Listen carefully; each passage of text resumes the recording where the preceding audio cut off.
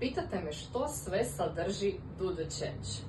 Prvo, detaljan plan prehrane uz koji nisi gladna, a mršaviš i kojeg se možeš dugoročno pridržavati.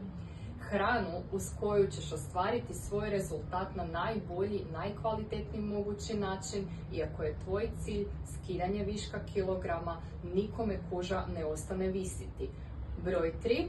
Ciljane treninge za skidanje masnih naslaga i oblikovanje, tako da možeš obući što god želiš i da to izgleda lijepo na tebi, uključujući naravno i kupači. Oblikujemo sve, trbuh, noge, stražnjicu, sve te, ajmo reći, najkritičnije zone. Podrška je ključna, pogotovo na početku, da stvarno ostvariš cilj po koji si krenula.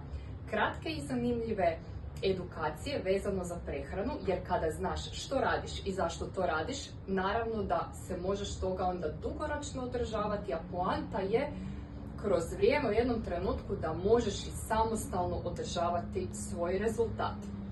A za sve vas koje se javite danas, posebni su bonusi detoks uz koji gubiš kile duplo brže, pod broj 2 Imunobooster, vodič za jačanje imuniteta, imunitet nam je naravno uvijek bitan, i pod broj 3 vodič za sladokusce, tako da znaš što možeš jesti slatko i zdravo. Za prijavu pošalji mi poruku ili ostavi komentar Do The Change i saznaj sve detalje.